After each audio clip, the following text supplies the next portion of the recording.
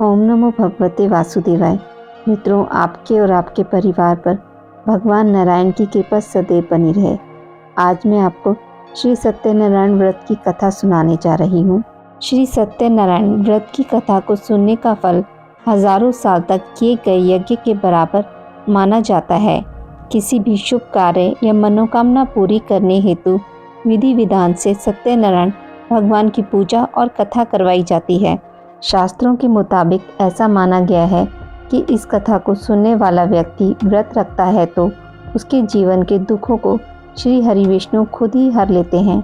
स्कंद पुराण के अनुसार भगवान सत्यनारायण श्री हरि विष्णु का ही दूसरा रूप हैं और इस कथा की महिमा को भगवान सत्यनारायण ने अपने मुख से देवऋषि नारद को बताया और सुनाया था। श्री सत्यनारायण भगवान व्रत कथा का पहला अध्याय। एक समय की बात है, नेशिरण्य तीर्थ में शौनक आदि 88,000 ऋषियों ने ऋषि सूत जी से पूछा, हे प्रभु, इस कलयुग में वेद विद्या रहित मनुष्य को प्रभु भक्ति किस प्रकार मिल सकती है तथा उनका उद्धार कैसे होगा। हे मुनि श्रेष्ठ, कोई ऐसा तप बताइए जिससे थोड़े समय में ही पुण्य मिले और मनवांछित फल भी मिल जाए। इस प्रकार की कथा सुनने की हम लोग इच्छा रखते हैं। सभी शास्त्रों के ज्ञाता सूत जी बोले, हे वैष्णवों में पूज्य, आप सभी ने प्राणियों के हित की बात पूछी है, इसलिए मैं एक ऐसे श्रेष्ठ और व्रत के बारे में आप लोगों को जरूर बताऊंगा जिसके बारे में नारद जी ने लक्ष्मी नारायण जी से पूछा था और लक्ष्मीपति श्री हरि ने नारद जी से कहा था। अब आप भी इसे सुनिए। एक समय की बात है, नारद जी दूसरों के हित की इच्छा के लिए अनेकों लोक में घूमते हुए मृत्यु लोक में जा पहुँचे। यहाँ उन्होंने अनेक योनियों में जन्मे सभी मनुष्यों को अपने कर्मों के अनुसार पीड़ा झेलते हुए देखा। उनका दुख देख नारद जी सोचने लगे कि ऐसा क्या किया जाए जिससे निश्चित रूप से मानव के दुखों का अंत हो जाए। इसी विचार पर मनन करते हुए वह विष्णु लोक में गए। वहाँ वह नारायण की स्तुति करने लगे और बोले, हे भगवान, आप अत्यंत शक्ति से संपन्न हैं, निर्गुण स्वरूप सृष्टि के कारण भक्तों के दुख को दूर करने वाले हैं, आपको मेरा प्रणाम। नारद जी की स्तुति सुन विष्णु भगवान बोले, मुनि श्रेष्ठ, आपके मन में क्या बात है, उसे निसंकोच कहो। इस पर नारद मुनि बोले कि मृत्यु लोक में अनेक योनियों में जन्मे मनुष्य अपने कर्मों के द्वारा अनेक दुखों से दुखी हो रहे हैं। हे प्रभु, आप तो ये बताइए कि वो मनुष्य थोड़े प्रयास से ही अपने दुखों से कैसे छुटकारा पा सकते हैं। तब श्री हरि बोले, हे नारद, मनुष्य की भलाई के लिए तुमने बहुत उत्तम प्रश्न पूछा है। स्वर्गलोक व मृत्युलोक दोनों में एक दुर्लभ उत्तम व्रत है जो पुण्य देने वाला है। आज प्रेमवश होकर मैं उसे तुमसे कहता हूँ।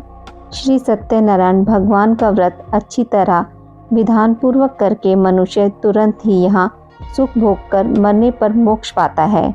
श्री हरि के वचन सुन नारद जी बोले कि उस व्रत का फल क्या है प्रभु, और उसका विधान क्या है, यह किसने किया था, इस व्रत को किस दिन करना चाहिए, आप सब कुछ विस्तार से बताएं।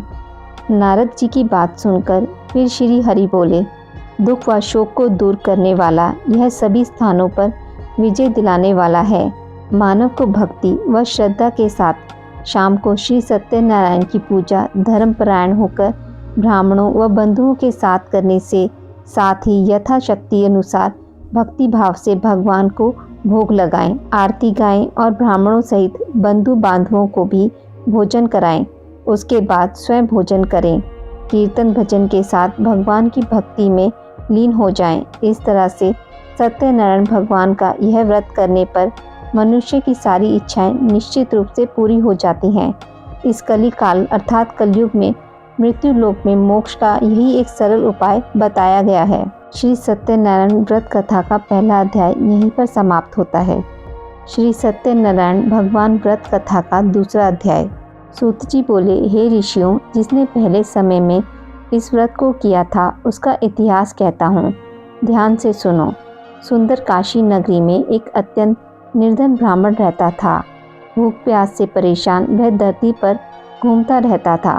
ब्राह्मणों से प्रेम करने वाले भगवान ने एक दिन ब्राह्मण का वेश धारण कर उसके पास जाकर पूछा, हे विप्र, नित्य दुखी होकर तुम पृथ्वी पर क्यों घूमते हो? दीन ब्राह्मण बोला, मैं निर्धन ब्राह्मण हूँ, भिक्षा के लिए धरती पर घूमता हूँ। यदि आप इसका कोई उपाय जानते हो तो बताइए। वृद्ध ब्राह्मण रूपी भगवान ने कहा कि सत्यनारायण भगवान मनोवांछित फल देने वाले हैं, इसलिए तुम उनका पूजन करो। इसे करने से मनुष्य सभी दुखों से मुक्त हो जाता है। वृद्ध ब्राह्मण बनकर आए सत्यनारायण भगवान उस निर्धन ब्राह्मण को व्रत का सारा विधान बताकर अंतर्ध्यान हो गए। अगले दिन सुबह उठने के साथ ही उस बूढ़े ब्राह्मण ने मन से संकल्प लिया कि सत्यनारायण का व्रत करूंगा, और फिर अपने नित्य कामों से फ्री होकर वह भिक्षा के लिए चल पड़ा। उस दिन उसे भिक्षा में बहुत सा धन प्राप्त हुआ। उसी धन से उसने परिवार के साथ भगवान सत्यनारायण की पूजा की, व्रत रखा। इस व्रत के करने के कुछ दिन बाद उसके सभी दुख और कष्ट दूर होने लगे और देखते ही देखते एक संपन्न और अनेक संपत्तियों का मालिक बन गया। तब हर महीने की पूर्णिमा के दिन वे ब्राह्मण सत्यनारायण की पूजा व व्रत करने लगा। इस प्रकार सत्यनारायण भगवान के इस व्रत को करके वह श्रेष्ठ ब्राह्मण सभी पापों और गरीबी से मुक्त हो गया और उसने एक दुर्लभ मोक्ष पद को प्राप्त किया। इस तरह से सत्यनारायण भगवान के व्रत को जो मनुष्य करेगा वह सभी प्रकार के पापों से छूटकर मोक्ष को प्राप्त होगा। जो मनुष्य इस व्रत को करेगा वह भी सभी दुखों से मुक्त हो जाएगा। सूत जी बोले कि इस तरह से नारद जी से नारायण जी का कहा हुआ श्री सत्यनारायण व्रत को मैंने तुमसे कहा है। विप्रो, अब और क्या कहूँ? ऋषि बोले, हे मुनिवर, संसार में उस विप्र से सुनकर और किस किस ने इस व्रत को किया, हम सब इस बात को सुनना चाहते हैं। इसके लिए हमारे मन में श्रद्धा का भाव है। सूत जी बोले, हे मुनियों, जिस जिसने इस व्रत को किया है वह सब सुनो। एक समय वही विप्र धन व ऐश्वर्य के अनुसार अपने बंधु बांधवों के साथ इस व्रत को करने को तैयार हुआ। उसी समय एक लकड़ी बेचने वाला बूढ़ा आदमी आया और लकड़ियां बाहर रखकर अंदर ब्राह्मण के घर में गया। प्यास से दुखी वह लकड़हारा उनको व्रत करता देख विप्र को नमस्कार कर पूछने लगा कि आप यह क्या कर रहे हैं तथा इसे करने से आपको क्या फल मिलेगा? कृपा करके मुझे भी बताइए। ब्राह्मण ने कहा कि सब मनोकामनाओं को पूरा करने वाला यह सत्यनारायण भगवान का व्रत है। इनकी कृपा से ही मेरे घर में धन धान्य आदि की वृद्धि हुई है। विप्र से सत्यनारायण व्रत के बारे में जानकर लकड़हारा बहुत प्रसन्न हुआ। चरणामृत लेकर व प्रसाद खाने के बाद वह अपने घर गया। लकड़हारे ने अपने मन में संकल्प किया कि आज लकड़ी बेचने से जो धन मिलेगा उसी से श्री सत्यनारायण भगवान का उत्तम व्रत करूंगा। मन में इस विचार को ले बूढ़ा आदमी सिर पर लकड़ियां रख उस नगर में बेचने गया, जहां उसे अपनी लकड़ियों का दाम पहले से 4 गुना अधिक मिला। बूढ़ा आदमी प्रसन्नता के साथ पैसे लेकर सत्यनारायण भगवान की मूर्ति और व्रत की अन्य सामग्रियां लेकर अपने घर गया। वहां उसने अपने परिवारजनों को बुलाकर विधि विधान से सत्यनारायण भगवान का पूजन और व्रत किया। इस व्रत के प्रभाव से वह बूढ़ा लकड़हारा धन पुत्र आदि से युक्त होकर संसार के समस्त सुख भोग अंत काल में वैकुंठ धाम चला गया। श्री सत्यनारायण व्रत कथा का 3रा अध्याय। सूत जी बोले, हे श्रेष्ठ मुनियों, अब आगे की कथा कहता हूँ। पहले समय में उल्कामुख नाम का एक बुद्धिमान राजा था। वह सत्यवक्ता और जितेंद्रिय था। प्रतिदिन देव स्थानों पर जाता और निर्धनों को धन देकर उनके कष्ट दूर करता था। उसकी पत्नी कमल के समान मुख वाली तथा सती साध्वी थी। भद्रशिला नदी के तट पर उन दोनों ने श्री सत्यनारायण भगवान का व्रत किया।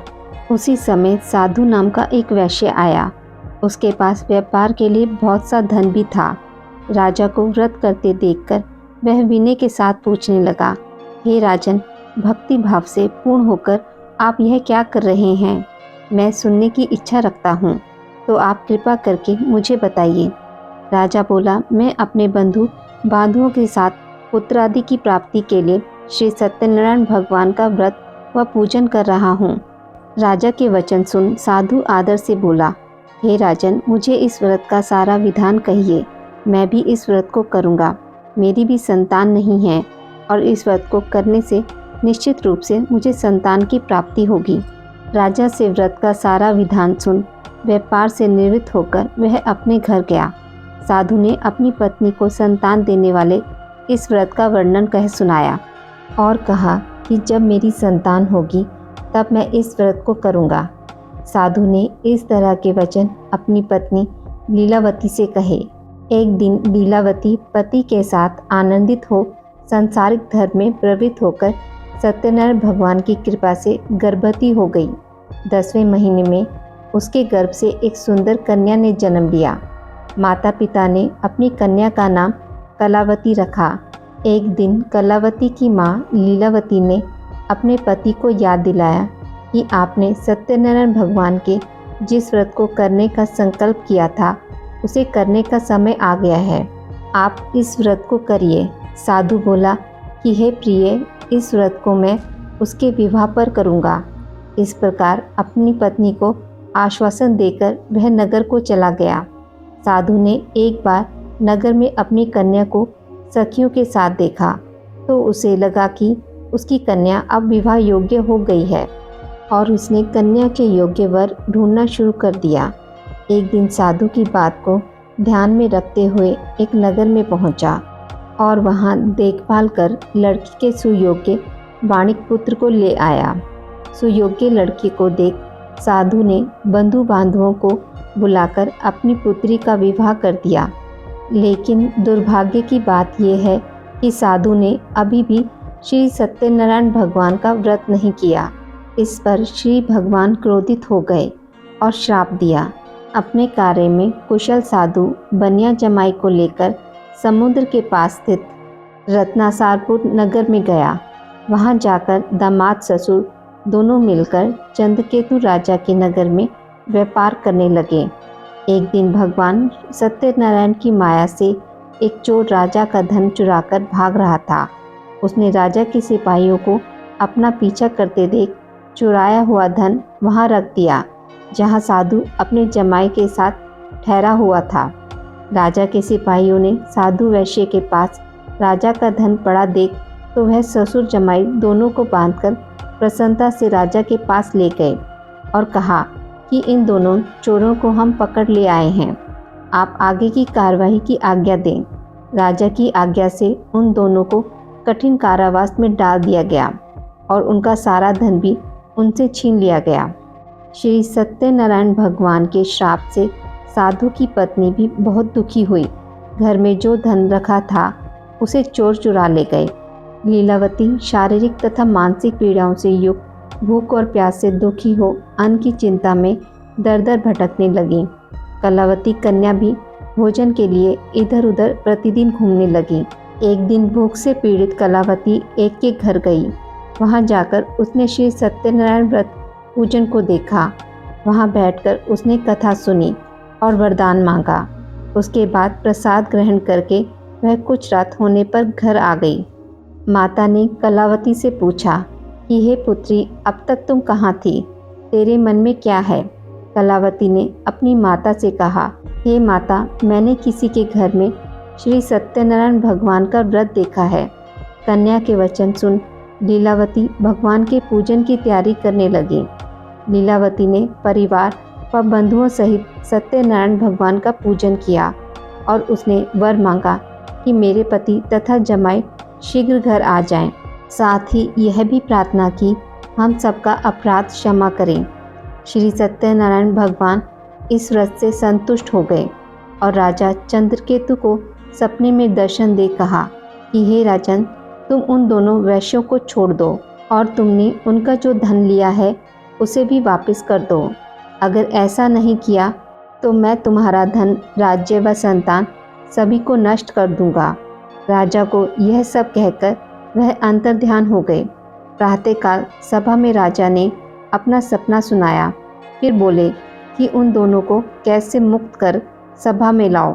दोनों ने आते ही राजा को प्रणाम किया। राजा बोला, महानुभावों, भाग्यवश ऐसा कठिन दुख तुम्हें प्राप्त हुआ है, लेकिन अब तुम्हें कोई भय नहीं है।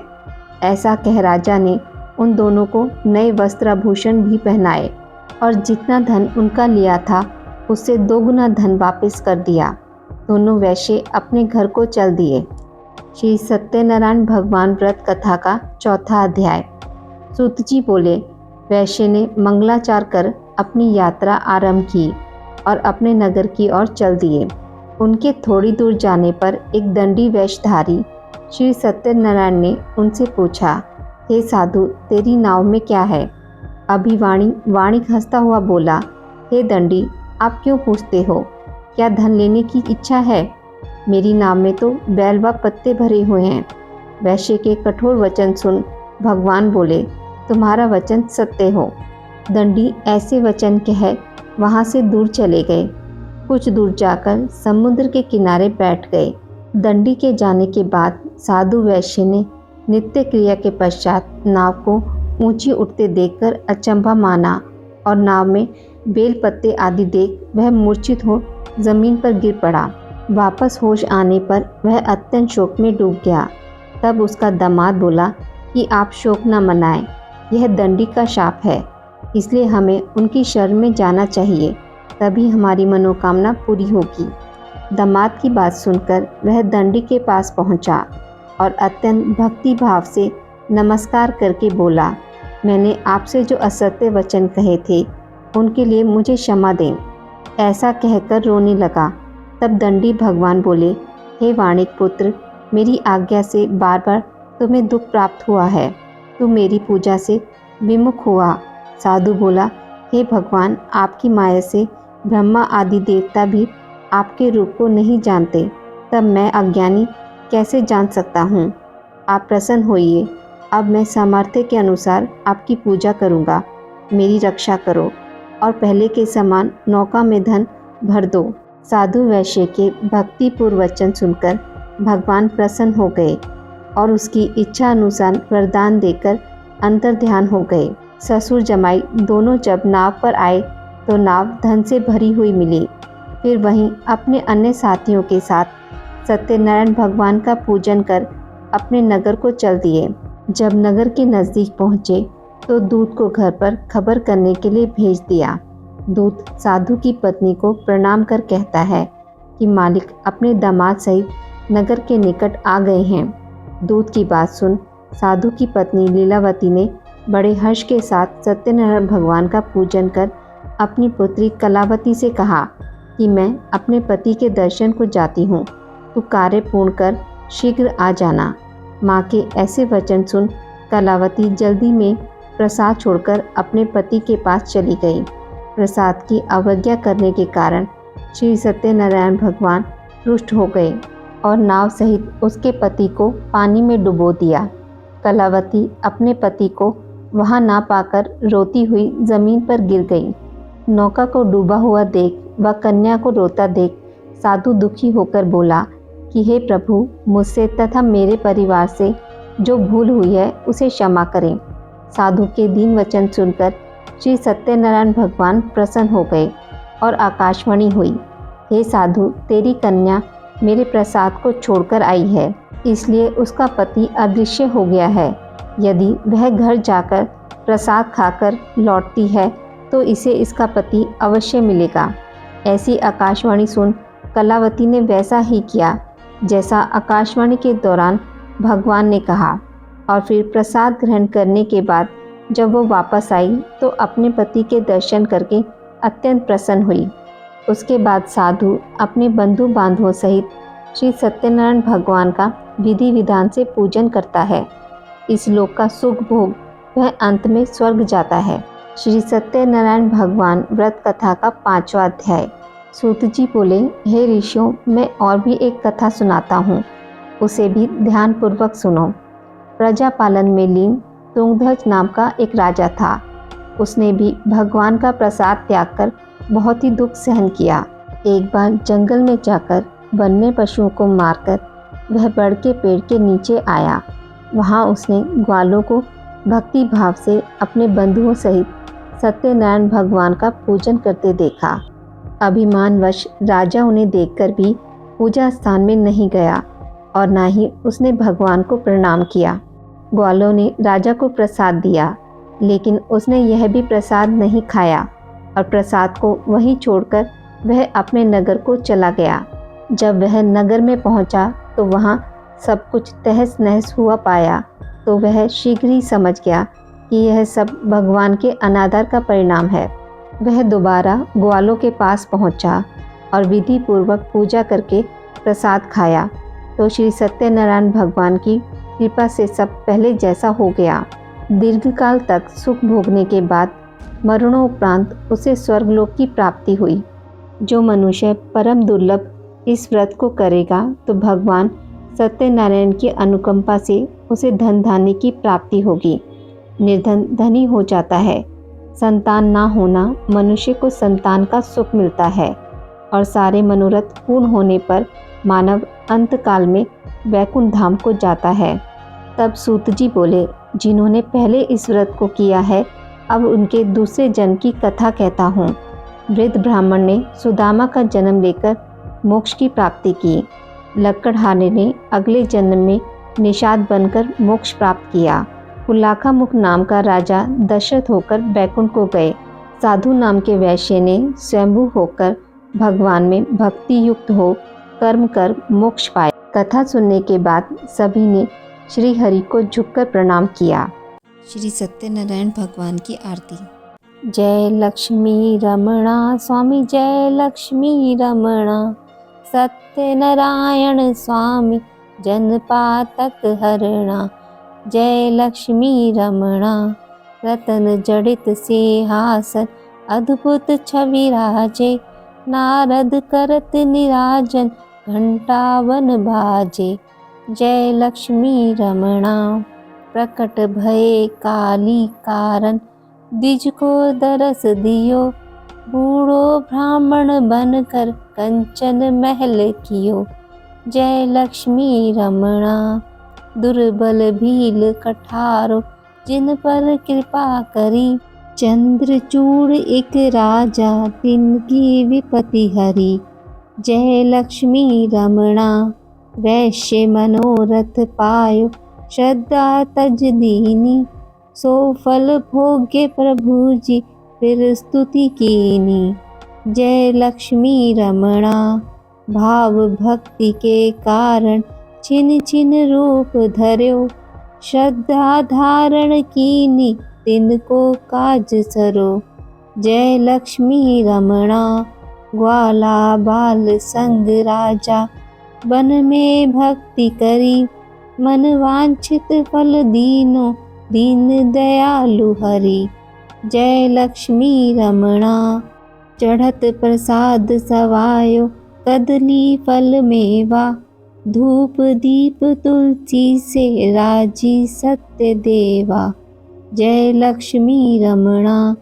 सत्यनारायण जी की आरती जो कोई नर गावे। ऋषि सिद्ध सुख संपत्ति सहज रूप पावे। जय लक्ष्मी रमणा।